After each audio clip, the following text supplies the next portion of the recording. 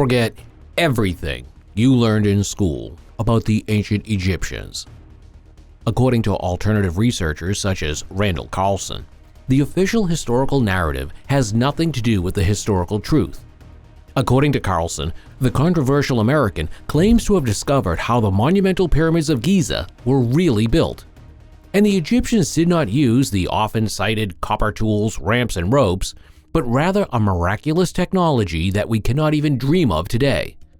In our video, we show you the arguments Carlson put forward for his incredible theory. So, could it really be that the inhabitants of ancient times were technologically far superior to us? Where did the necessary knowledge come from, and why was it lost over centuries? Be sure to stay tuned until the end and join us in getting to the bottom of this fascinating historical mystery.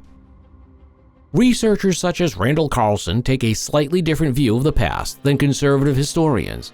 Although the question of the exact construction technique has still not been answered conclusively, the majority of long-established experts are certain that the pyramids were built using the simplest of tools and pure muscle power.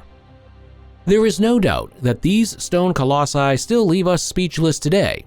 After all, the Cheops Pyramid, or simply the Great Pyramid, alone consists of around 2.65 million stone blocks, each weighing an average of 2.5 tons. But as I said, that's just the average. The bottom line is that the Egyptians somehow managed to maneuver blocks weighing 70 tons into place and fit them together perfectly. And yet, it's not just the incredible dimensions that make the Great Pyramid one of the most outstanding historical monuments in the world. These impressive dimensions are complemented by overwhelming precision that is simply remarkable even by today's standards.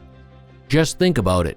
4,500 years ago, our ancestors managed to create an architectural masterpiece that is aligned exactly to the 4 cardinal directions. And if you're now feeling a little overwhelmed by the figure 4,500 years, rest assured that we are well aware that the official date of the Pyramids of Giza construction is highly controversial in certain circles. But no matter when exactly this colossus was completed, in the end, a stone giant stood here, which for thousands of years was the tallest structure in the world, and whose sides deviated by less than 1/1000th of an inch. What's more, the blocks of the pyramid fit together so perfectly that not even a sheet of paper could fit between them. All this to create a fitting tomb for Pharaoh Cheops and show him the way to the afterlife. Well, at least that's what the official doctrine says. However, a look at the bare facts shows that the finds recovered here did not really have much to do with the mystical royal burials. In truth, neither grave goods nor funerary texts, let alone a pharaoh's mummy, were brought to light here. Only a hook, a granite ball, and a piece of wood. Conservative researchers attribute the lack of artifacts to the work of grave robbers. At the same time, they point to a series of graffiti left by construction workers, which they claim clearly identify the monument as the final resting place of Cheops. However, less controversial researchers argue that the Great Pyramid was never intended as a pharaonic tomb, but rather served as an ancient power plant. Why Randall Carlson believes in the existence of a lost precursor culture. We already hinted at the beginning that Randall Carlson has his problems with official historiography. But how does he view the past? Well, just like a certain Graham Hancock, Carlson is convinced that a highly advanced culture flourished long before our time. However, this progressive people was destroyed by a global flood at the end of the last ice age, and thus erased from our collective historical memory. Only a few managed to survive the apocalypse, and yet the survivors subsequently spread out into the rest of the world to reveal their superior knowledge to simpler peoples and bring them the gift of civilization. And when Carlson and Hancock were guests on the famous Joe Rogan Experience podcast, they once again provided deep insight into their historical worldview. They claimed that the ancient Egyptians possessed exotic, almost magical technology that instantly dispels the familiar notion of gigantic labor columns and clunky ramp systems. More specifically, this ancient wonder technology is said to have been based directly on the skills and knowledge of a lost precursor civilization. But how likely is all this from a purely objective point of view? Assuming that this mysterious group really existed, where is the archaeological evidence?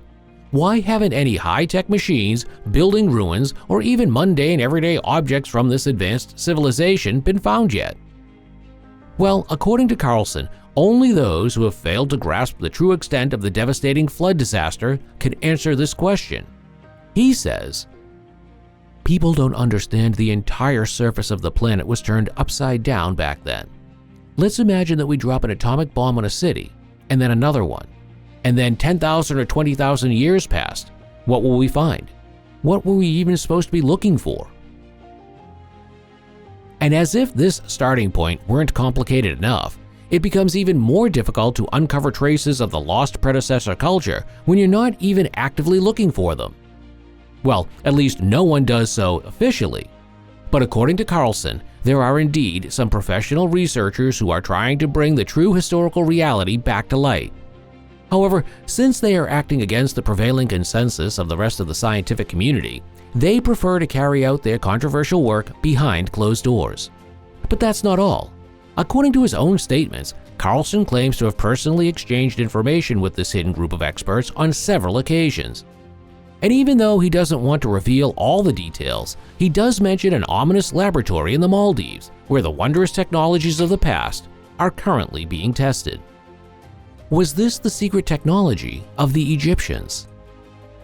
If you follow Carlson and Hancock's thinking, modern archaeologists are making a crucial mistake. They are only looking for things that are comparable to our inventions today, and ignoring the idea that our ancestor technologies could have worked in a completely different way. But what technology are we talking about here? What does it actually mean that the inventions of that time worked completely differently from their modern counterparts? Well, basically, the technological advances of ancient times are said to have been based more on implosions than on explosions. A certain Nikola Tesla is also said to have been significantly influenced by this principle, which is why, according to Carlson, it is only logical that the ideas of this unrecognized genius play an important role in the current prototypes being developed in secret laboratories. And although Tesla was generations ahead of his time and predicted many future developments with frightening accuracy, he was perceived by the public of his day as more of a quirky madman than a visionary genius. One of the physicist's most famous and confusing quotes is, "If you want to understand the secrets of the universe, think in terms of energy, frequency, and vibration." And while these words may seem cryptic and puzzling to us, according to Carlson, they describe a fundamental principle that was well known to the ancient Egyptians. In fact, it is a principle that is quite simple in its basic form. Just think of an electric razor. When we switch it on and place it on the table, it starts to move, simply because it vibrates. But literally everything has a vibration of a certain frequency. And if you know the corresponding frequency, it is possible to control everything.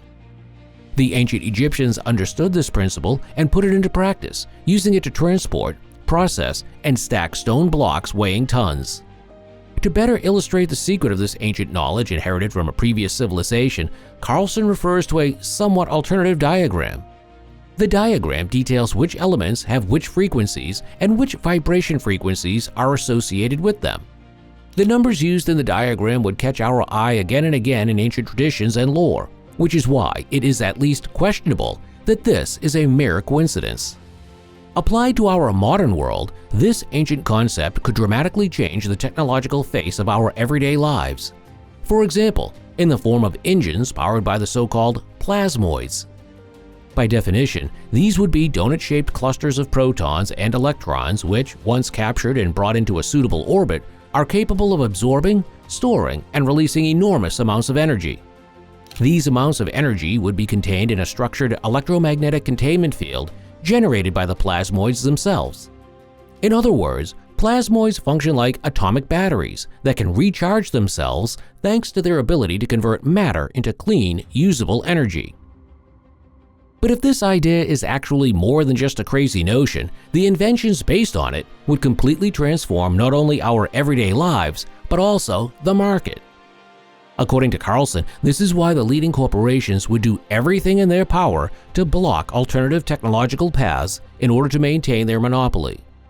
And to illustrate once again that the advent of a new, previously completely unknown technology also means a radical change, Carlson draws a parallel with atomic energy. Until the 1940s, the general public did not even know that such a thing as atomic energy existed. But then, within a short period of time, nuclear power plants and nuclear weapons sprang up like mushrooms. So are we now facing another technological revolution? Well, according to Graham Hancock, that's rather unlikely. To put it cautiously, Carlson's brother in spirit says, "It's a powerful technology that should be used by adults, but the world is run by criminal children. The most powerful people, all the politicians out there, are just complete assholes. There isn't one of them I have even the slightest bit of respect for, and yet they are the ones who control this terrifying technology. As a civilization, we are simply not mature enough to manage such technology." But at least we as a civilization are mature enough to manage our subscription feed. Just click on the thumbnail and subscribe to never miss a new video from us again. See you soon!